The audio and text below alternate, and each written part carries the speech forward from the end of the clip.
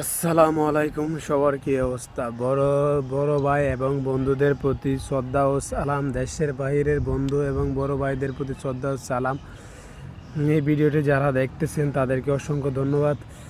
আমাদের বাংলাদেশ তো দেশে যে কোনো সরকার হয় আসলে আমাদের মতো যুবকদের এবং যারা দেশের বাইরে যেতে চায় তাদের প্রতি চিন্তা ভাবনা করতেও চায় না এবং তাদেরকে মানে একটা সহজ আসলে যে বাংলাদেশে সবাই চাকরি করবে এইরকম তো না।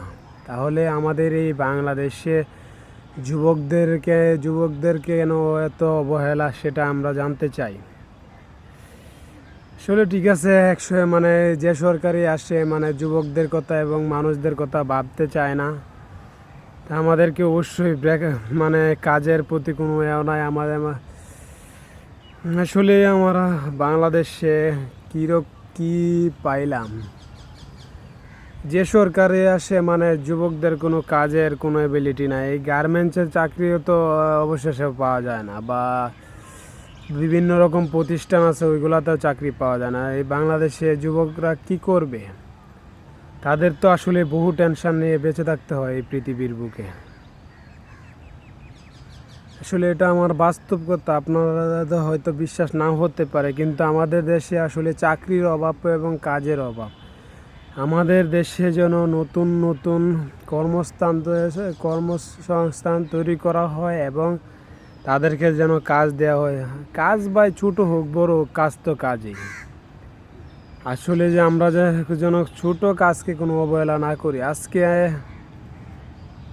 ছোটো কাজ হলেও কাজই ভাই, তারপরে আমাদের বাংলাদেশে যাতে বেকার মানুষ না থাকে, এটা আমাদের আন্তরিকভাবে একটা দাবি নয়, এটা আমাদের স্বপ্ন।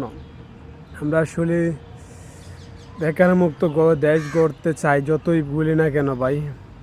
আসলে সম্ভব হয় না, কারণ এক এক সরকারের এক এক সিস্টেম, এটা বাস্তব জীবনের কথা। তারা কি বলবো ভাই, তারা এক এক সরকার এক এক সিস্টেম করে তাদের মতো করে দেশের ক্ষতি করে, তারা দেশের বাইরে চলে যায়, আবার দেশে আসে। এক এক ধরনের এক এক সিস্টেম আর কি বলার আছে বলেন। আসলে আমরা বাংলাদেশে জন্ম নিয়ে হয়তো বিপদ হইতো, কাজ নাই, চাকরি নাই, পড়াশোনা করেও কোনো মান নাই। তাহলে এই পড়াশোনা করে কি হবে? তাহলে তো আমাদের দেশের বাইরে পাঠিয়ে দেওয়াটাই কম বেশি ভালো, যারা যাইতে চায়,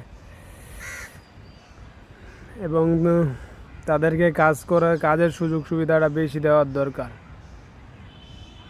একটা সরকার যে 50% লোককে চাকরি দিবে এই ক্ষমতা নাই। আর চাকরি এখন স্বর্ণের হরিণের কেউ হিস পালছে। যদি বলে এই যে স্বর্ণের হরিণকেও চাকরি পিস পালছে। আপনারা বাস্তব জীবনে যদি দেখতে চান তাহলে চাকরি জগতে যাওয়ার চেষ্টা করেন, তাহলে দেখতে পাবেন।